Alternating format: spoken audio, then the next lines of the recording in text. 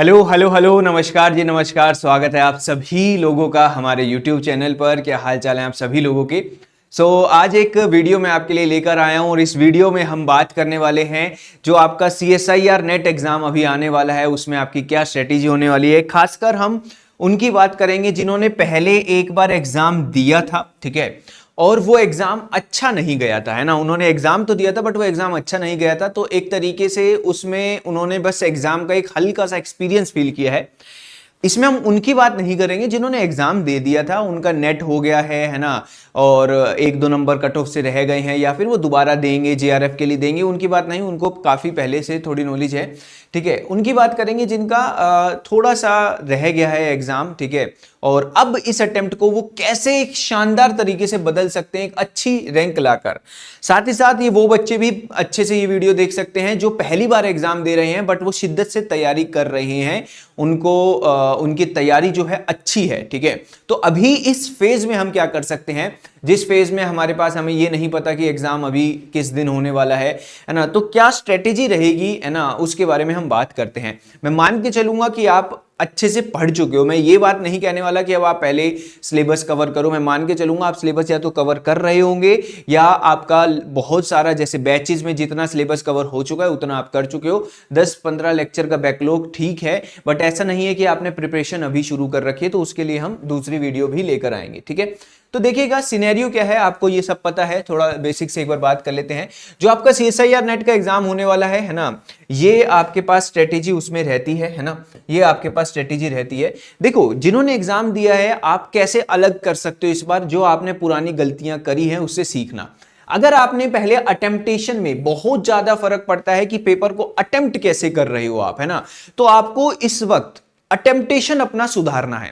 आपको अपना अटेम्प्टेशन थोड़ा सा सुधारना है, यह बात ध्यान रखना। अटेम्प्टेशन का मतलब मैं क्या कह रहा हूं, 3 घंटे आप वहां पर एग्जामिनेशन में कैसे बिहेव कर रहे हो, कौन सा सेक्शन पहले अटेम्प्ट कर रहे हो, कौन सा बाद में, उसके ऊपर देखना है। देखो, सजेशन ये रहती है, यहां पर पार्ट सी में आपके पास 60 क्वेश्चन आएंगे, 60 में से 25 करने हैं, ठीक है, 60 में से 25 करने हैं, यहां पर 35 करने हैं और यहां पर कितने करने हैं, 15। अभी क्योंकि मेरा एग्जाम पैटर्न अभी चेंज नहीं हुआ है तो हम पुराने एग्जाम पैटर्न के ऊपर ही बात कर रहे हैं। MSQ आएगा तो यहां पर बस MSQ हो जाएगा, बाकी पैटर्न आपका वैसा कुछ और वहां पर डिटेल में बताया भी नहीं था, सिर्फ MSQ के बारे में बताया था। बट स्टिल आपका पार्ट सी सबसे इंपॉर्टेंट है, ठीक है। तो आप प्लीज मेक श्योर करना, जो भी लोग, सबसे पहली बात ही मैं इसीलिए ये कर रहा हूं क्योंकि अटेम्प्टेशन बहुत जरूरी रहता है। आप लगभग 1.5 घंटा इसको दो, 1.5 घंटा आप दो, कोई हड़बड़ी मत करो, आपको 1.5 घंटा इस पे देना ही है। हाँ, 5 मिनट बचाना चाहते हो 5 मिनट बचा लो, 5 मिनट ऊपर देना चाहते हो 5 मिनट ऊपर दो, और पहले कोशिश करो इसको अटेम्प्ट करो केमिकल साइंस में अगर आप दे रहे हो। बाकी जिसका मान लो जनरल एप्टीट्यूड बहुत स्ट्रांग है वो पहले जनरल एप्टीट्यूड भी कर सकता है। उसके बाद ये कंपेयर, यहां पर आप मान के चलो डिफिकल्ट क्वेश्चन आएंगे, ठीक है। यहां पर आपके पास आप मान के चलो डिफिकल्ट अपन ऐसे क्यों लिखें, पर यहां पर आपके मुश्किल क्वेश्चन मिलने वाले ही मानने हैं, ठीक है। बट मुश्किल के साथ साथ आपको कुछ आसान क्वेश्चन भी मिलेंगे, तो आपको क्वेश्चन को लेफ्ट करना आना चाहिए, छोड़ना आना चाहिए। जबरदस्ती किसी क्वेश्चन पे 5-10 मिनट नहीं बताने हैं। अगर 5-10 मिनट बता के उस क्वेश्चन को सही भी कर दिया है तो जितना वो नंबर फायदा करेगा उससे ज्यादा ऑलरेडी आप अपना नुकसान कर चुके होंगे। इससे अच्छा तो वो छूट ही जाए वो क्वेश्चन, कोई दिक्कत नहीं है। बहुत ज्यादा समय एक क्वेश्चन पे नहीं बताना है, ठीक है। कोशिश करो यहां पर आप 25 या 24 तो अटेम्प्ट कर ही लो, 24-25 के आसपास मान लो आपने अटेम्प्ट कर लिए, ठीक है। फिर आप पार्ट बी पर जाओ, पार्ट बी पर जाओ, और पार्ट बी में आप लगभग मान के चलो आपके पास 1 घंटा इसमें, और पार्ट ए के अंदर आप प्लीज अपने 20 से 25 मिनट बचा के रखना, 20 से 25 मिनट आप बचा के रखना। अब मैं आपको पहले क्लियर कर दूं, हम जो टारगेट रखने वाले हैं वो 120 प्लस मार्क्स का रखने हैं। पहले ही हम 120 प्लस मार्क्स रख के चलते हैं भाई, ठीक है, पहले ही 120 प्लस मार्क्स रख के चलते हैं। अब वो 120 प्लस मार्क्स कैसे आएंगे, अगर मान लो पार्ट सी के अंदर आपके 24 क्वेश्चन में से 24 क्वेश्चन आपने अटेम्प्ट करे, मैं तो कहता हूं 25 ही अटेम्प्ट हो जाएं, 25 में से आप कोशिश करो 20 ठीक कर दो, ठीक है, 20 ठीक कर दो, 20 नहीं कर रहे तो 19 ठीक कर दो। मान लो आपने 25 अटेम्प्ट किए हैं, ध्यान से समझना, आपने 25 अटेम्प्ट किया और आपने 20 क्वेश्चन ठीक कर दिए, तो 20 4 80, 5 नेगेटिव के गए, यानी कि 75 नंबर। अगर आप 20 क्वेश्चन ठीक करते हो तो 75 नंबर आप पा रहे हो वहां से।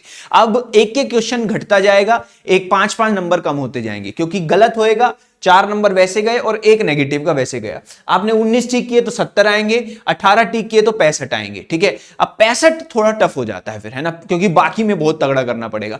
तो मैक्सिमम कोशिश करो। आप ये मत देखो आपको 25 में से 19 करने हैं, पहले कॉन्फिडेंट रखना पड़ेगा। अगर पहले ही 25 में से 19 समझ लोगे तो गड़बड़ है यार। आपको 60 में से 19 समझने हैं। ठीक है, इस तरीके से आपको जाना होगा। ठीक है, दूसरी बात अगर आपके पास पार्ट बी है, पार्ट बी का आप मान के चलो आपके पास 40 क्वेश्चन है। मैं आपको कह रहा हूं कि पार्ट बी कंपैरेटिवली उससे आसान आता है। तो यहां पर 20 से 22 क्वेश्चन कहीं भी नहीं गए, 20 से 22 क्वेश्चन ठीक कर सकते हैं। मान लो आपने 44 पॉजिटिव ले लिए, ठीक है, और आपने मान लो 20 ठीक किए हैं, और मैं कहता हूं आपने लेट सपोज 20 ठीक किए हैं या 10 गलत कर दिए या 14 गलत कर दिए। ठीक है, तो आपका ये लगा लो, एक गलत करने पे कितना होगा, आधा नंबर कटेगा, 2 गलत करने पे 1। ठीक है, तो 14 करने पे 7 नंबर कट जाएंगे। मैं कहता हूं चलो 8 चले गए, चलो 10 नेगेटिव में लगा लो, 10 नेगेटिव में भी यहां पर अगर अपन 10 चले गए, कुल मिला के 34 नंबर यहां पर आप ले आए। ठीक है, अब वो कैसे भी लाए, आपने 20 ठीक किए और 12 गलत किए तो भी आपके 34 आ जाएंगे। ठीक है, 20 ठीक करने पे 4। ठीक है, तो यहां पर अब आपके पास कितना हो गया, मान लो आप 35 लगा लो, यहां पे 35 लगा लो राउंड फिगर। ठीक है, 35 लाने के लिए, अगर मान लो 34-35 लाने के लिए आपको सिर्फ 20 ठीक करने होंगे और 12 गलत करने होंगे, 20 ठीक और 12 गलत। ठीक है, अब 40 में से यार 20 तो ठीक कर सकते हो, है ना, 20 तो ठीक, थोड़ा मैनिफेस्टेशन करना पड़ेगा, थोड़ा सोच के जाना पड़ेगा। अब आप इसको, कई लोग है ना पहले ही शुरू होने से पहले ही कह देंगे अरे ये तो हवा हवा में बातें। अरे हवा हवा में नहीं है, ऐसे ही होता है अटेम्प्ट भाई पेपर, ऐसे ही माइंडसेट से पेपर अटेम्प्ट होता है। ठीक है, तो यहां पर अगर आपने 20 क्वेश्चन ठीक कर दिए 40 में से 20, तो यहां पर मान लो 35 नंबर भी आप ले आए, 80 और 30 110। जबकि यहां पर मैं आपको ऑन एंड एवरेज बताऊं, एक आइडियल बच्चा ना 24 से 25 क्वेश्चन यहां पर ठीक कर लेता है, कोई बड़ी बात नहीं होती है, 24 से 25 क्वेश्चन यहां पर ठीक कर लेता है। तो आप इसका टारगेट यही लग के चलो कि 24 से 25 क्वेश्चन ही आपको ठीक करने हैं। ठीक है, 24 से 25 ठीक करने हैं, तो आप यहां पर अगर 24 से 25 ठीक करने हैं, ठीक है, इसको हटाते हैं हम, 34 का क्यों एस्टिमेशन लें, थोड़ा एस्टिमेशन हम बढ़ाते हैं। ठीक है, थोड़ा सा एस्टिमेशन हम बढ़ाते हैं पार्ट बी में। 24 से 25 क्वेश्चन, 25 क्वेश्चन ठीक करेंगे तो 24 क्वेश्चन ठीक करेंगे तो 48 आएंगे। ठीक है, मान लो 10 नंबर नेगेटिव में भी कट गए। ठीक है, तो यहां पर आपके पास 10 नंबर तो नेगेटिव में वैसे ही नहीं कट सकते, क्योंकि 24 सही कर रहे हो तो 11-12 ही गलत करोगे। तो आपने मान लो यहां पर 6 या 7 नेगेटिव में घटा दिए, 8 घटा दिए, 40 नंबर यहां से लेकर आने हैं।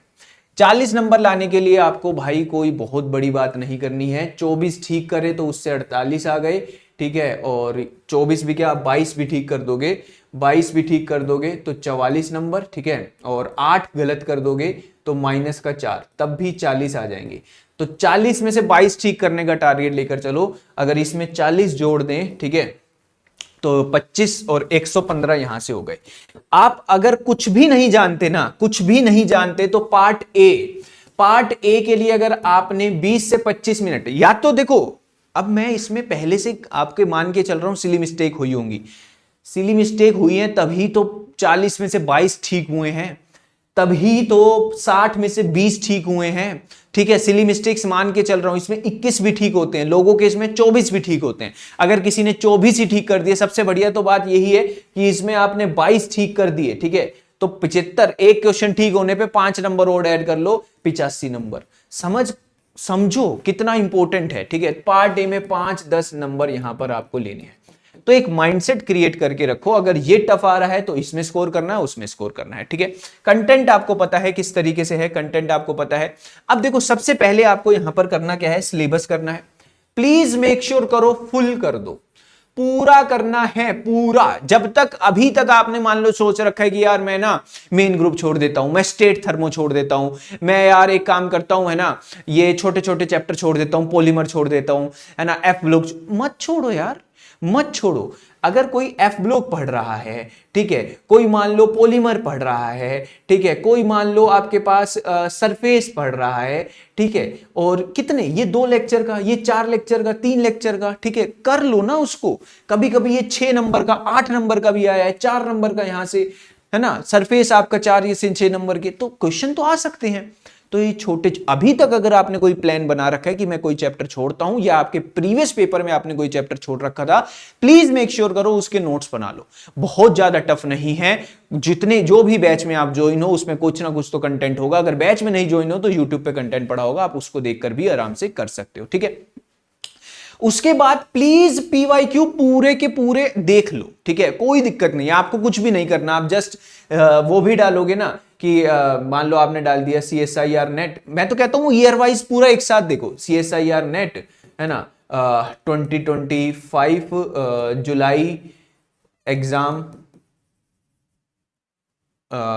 आपका डिस्कशन, ठीक है, एग्जाम डिस्कशन PW, तो आपके पास वीडियो आ जाएगी हमारी और उसमें आप पूरा एक साथ देख सकते हो। उसमें आपको ये भी, उसमें हमने समझाते वक्त भी ये कहा है कि इस क्वेश्चन को प्लीज वो वीडियोस देखो, आप वो वीडियोस देखो, उसमें आपको पता लगेगा कि यार ये क्वेश्चन वहां पर पेपर में अटेम्प्ट नहीं करना था, वहां पर बचना था, आपको खुद आइडिया लग जाएगा, ठीक है। दूसरी बात, प्लीज मेक श्योर करो आप रिवाइज कर रहे हो। और सबसे बड़ी ये बात आती है कि बच्चे टेस्ट नहीं देते, प्रैक्टिस नहीं करते हैं। टेस्ट दो, प्रैक्टिस करो, जो यूट्यूब पे सीरीज चल रही है वो करो, ठीक है। ये सारी चीजें आपको करनी ही करनी है, ठीक है। ये चैप्टर्स हैं भैया आपके। अब इसमें आपको सारे के सारे चैप्टर अच्छे से करने हैं, सबके सब इंपॉर्टेंट होते हैं, ठीक है। क्लियर है भाई, ठीक है। चलिए, एनालिटिकल थोड़ा ये है कि जितना इसमें मतलब ये लगा लो, एनालिटिकल अपने आप में ही कम से कम एक अलग सब्जेक्ट है, चौथा सब्जेक्ट है, तो उसको आपको लगता है कि उससे 2-3 क्वेश्चन या एक क्वेश्चन आता है, वो फिर भी नहीं होता, तो उसको आप स्किप कर सकते हो, ठीक है। बाकी अब जैसे ये सारे चैप्टर हैं, एक एक चैप्टर करो। कोई चैप्टर मेरे से मिस हो गया हो तो आप उसमें लिख लेना, थर्मो में ही, स्टेट थर्मो है, इलेक्ट्रो के अंदर ही कंडक्टेंस है, वो सारी बातें इसके अंदर ही है, ठीक है। कोई चैप्टर मिस हो गया तो आप वो लिख लेना, ये सारे चैप्टर। आप प्लीज नोट्स बनाओ कि कौन सा चैप्टर पक्का हुआ है, कौन सा चैप्टर नहीं हुआ है। दूसरी बात, अब अगर मान लो आप मई में खड़े हो, ठीक है, आप मई में हो, है ना, मिड ऑफ मई में आप हो, 10 मई के आसपास हो, या 10 मई के बाद का आपका प्लान बनाना है। अब मान के चलो आपने पेपर का एक रफ डेट दे दिया, आपने अपने आप को पेपर का रफ डेट दिया कि 1 जुलाई है पेपर, या फिर आप और भी सेफ साइड खेलना चाहो तो आपने सेफ साइड खेलने के लिए आपने पेपर को खुद को ही एक तारीख दे दी कि यार मैं पेपर को मान लेता हूं 28 जून मान लेता हूं, ठीक है। तो 28 जून के हिसाब से एक रिवीजन शेड्यूल बना लो। अगर पेपर 28 जून को नहीं हुआ, जो कि चांसेस है नहीं होगा, जुलाई में होगा, ठीक है, तब आपको मान लो 1 महीना और बन गया, तो 1 महीना और खींचो तगड़े तरीके से। अभी तो आपको पूरे मई में ना, पूरे मई के अंदर जो जो आपका बचा है, ऐड ऑन जो करना है वो कर लो। वो जो आप ऐड ऑन करना चाहते हो बिंदास कर लो, कोई भी दिक्कत नहीं होने वाली है, ठीक है। दूसरी बात, ये आपके पास क्वेश्चन का बैलेंस इक्वल ही रहता है। अगर आप सोचो कि मेरा केमिस्ट्री इनऑर्गेनिक स्ट्रॉन्ग है, मेरा फिजिकल वीक है, प्लीज वो टाइम गया, मैं अभी ये बात लेकर भी आया हूं, जैसे ये रही वो जगह, है ना। 80% क्या, अब क्योंकि हमारे पास एज ए हम अगर ड्रॉपर हैं, या हमने पहले पेपर दिए हैं, या फिर अभी सारे ही बच्चे क्योंकि एग्जाम थोड़ा डिले हो गया है, तो आप 80% को छोड़कर आप 100% की कोशिश करो। कुछ एक आधा चैप्टर कच्चा रह जाए कोई दिक्कत नहीं है। पहले हम 2 सब्जेक्ट को कहते थे, अब हम 2+ लगाते हैं। 2+ लगाने का मतलब है, लेट सपोज आपका ऑर्गेनिक वीक है या इनऑर्गेनिक वीक है, रहने दो भाई, कोई हमें टेंशन नहीं है। आप अपने आप को गा गा के ये बात मत बताओ कि मेरा एक चैप्टर वीक है, उसको पढ़ लो, ठीक है। यहां पर यही लिख रखा है 2+ के बाद जो बचा हुआ है, from rest select any 50% topic, है ना। जैसे कि लेट सपोज आपने फिजिकल आपका थोड़ा कच्चा है, पर कोशिश करो उस फिजिकल के पूरी फिजिकल नहीं छोड़नी है, कुछ एक आधी चीज कच्ची रह जाए, छोड़नी नहीं है। स्टेट थर्मो कच्ची रह गई चल जाएगी, पर स्टेट थर्मो पढ़ के जरूर जानी है। मान लो कल को पार्टीशन फंक्शन का सिर्फ एक फॉर्मूला ही आ गया, 10 मिनट अगर आपने उसमें दिए होते तो वो भी हो जाता, ठीक है। मेन ग्रुप मान लो आप कह रहे हो नहीं पढ़ना है, सिंपल सा बोराजीन की एक रिएक्शन आ गई, वो हो गया। सारे पीवाईक्यू करिए, है ना। जो नहीं होने वाले हैं उनसे घबराने की जरूरत नहीं है, वो देखते ही पता लग जाएगा। पीवाईक्यू करिए, और अपने जो आपने पुरानी गलतियां करी हैं, जो पहले पेपर देकर आया है, वो सबसे बड़ा हथियार है आपका। पुरानी गलतियां क्या रही होगी मैं आपको खुद बता सकता हूं। पहली बात तो सिलेबस कंप्लीट ना करके गए हो, वो हमने पहले लिख दिया। दूसरी बात, हो सकता है आप में से बहुत सारे बच्चे हो सकता है आप में से बहुत सारे बच्चे क्या कहते हैं रिवीजन अच्छे से ना करके गए हो सकता है पेपर का पैटर्न समझने में दिक्कत आ गई हो सकता है आपने पार्ट सी में ही लगभग ये लगा लो 2 घंटे दे दिए हो सकता है आपने पार्ट सी में जाने में ही आपने 1 घंटा बचाया हो। तो कई सारी गड़बड़ होती है, वो सारी मैंने रेक्टिफाई कर ली है, ठीक है। जनरल एप्टीट्यूड को प्लीज इसके लिए, जनरल एप्टीट्यूड के लिए आप लगभग 25 मिनट तो बचा के रखना, ठीक है। 25 मिनट के बचा के रखना। आप देखो पढ़ो, आराम से पढ़ो। मैं ये नहीं कह रहा कि आप बहुत ज्यादा सब्जेक्ट की टेंशन लो और जनरल एप्टीट्यूड की भी टेंशन लो। जैसे मान लो पढ़ते पढ़ते आप बोर हो गए हो, है ना, आप सब्जेक्ट पढ़ रहे हो, पढ़ते पढ़ते बोर हो गए हो, अब आपको जनरल एप्टीट्यूड करना है ना, तो अब आपको पता ही नहीं है जनरल एप्टीट्यूड कहाँ से करें। फिर आपका मन आया कि चल कुछ क्वेश्चन सोल्व कर लेते हैं, तो जनरल एप्टीट्यूड के क्वेश्चन सोल्व कर लिए। खासकर आप ना जैसे एआई का भी है ना, एआई का भी आप प्रॉपर अच्छे से यूज करते हो। आप गूगल जेमिनाई से, है ना, गूगल जेमिनाई पे गए और वहां पे जस्ट आपने लिख दिया कि यार मुझे 10 वो दे दो, है ना, जैसे अभी मैं देख रहा था, है ना, जैसे मान लो ये आपने गूगल जेमिनाई खोल दिया, ठीक है। इसमें जस्ट आपको कुछ नहीं करना, ठीक है, इसमें जस्ट आपको कुछ नहीं करना। आप ऐसे लिख सकते हो provide me 10 questions 10 MCQ for general aptitude, है ना। आपने जस्ट ये लिख दिया, है ना, और विद सॉल्यूशन लिख दो। अगर आपको लगता है मतलब आप थक गए हो अगर सब्जेक्ट प्रैक्टिस कर करके, तो आप कुछ भी यहां पर आके पूछ सकते हो, है ना, कुछ भी आप यहां पर आप पूछ सकते हो। आपको कोई भी चीज पूछनी है आप यहां पर आकर चीजों को पूछ सकते हो। तो प्लीज अगर आप सही तरीके से अपनी स्टडीज में यूज करोगे, जैसे यहां पर आ गया, ठीक है। अब आप केमिस्ट्री करते करते थक गए हो, आपने ये जैसे ये क्वेश्चन, ये तो लिटरली आप पीवाईक्यू देखोगे ना, ऐसा क्वेश्चन तो बहुत रिपीट होता है ना, कि अगर लाइट ये है तो कैंडी कैसा होगा, है ना। तो वो सारी चीजें, थोड़ा दिमाग भी फ्रेश हो जाएगा और आपको प्रैक्टिस करने भी मिलेगा। आपको लगता है कि मुझे कुछ भी आपको लग रहा है कि आखिरी में मेरा रिवीजन स्केड्यूल क्या होना चाहिए, पूछ सकते हो। आपको लगता है कि आखिरी में मैं जैसे कई बातें होती है ना जो आप कर नहीं पा रहे हो, है ना, जस्ट कि भाई पैनिक करने से कैसे बचता हूं, जनरल गूगल जेमिनाई पे वो भी पूछ सकते हो। तो प्लीज उसको सही तरीके से आप यूज करोगे तो आपको काफी हेल्प होगी। यहां पर आप देख सकते हो पूरे के पूरे यहां पर आपके पास कितने हैं, 10 क्वेश्चन जो हैं आपके पास आ जाएंगे। कुछ भी, अब जैसे ये क्वेश्चन प्रैक्टिस कर लिया, दूसरा क्वेश्चन प्रैक्टिस कर लिया, तो आपको चीजों को हेल्प ही मिलेगी, ठीक है। तो ये चीज लोग कर रहे हैं, है ना, लोग कर रहे हैं, आपको भी पता है, आप भी कर रहे हो। तो इसको अच्छे से यूटिलाइज करो, अपनी तैयारी में इन्वॉल्व करो और अच्छे से पार्टिसिपेट करो। आप खुद बहुत समझदार हो, है ना। जो भी न्यू चीजें आ रही है, अगर गूगल जेमिनाई हमें हेल्प कर रहा है तो हमें उससे हेल्प जरूर लेनी चाहिए, ठीक है।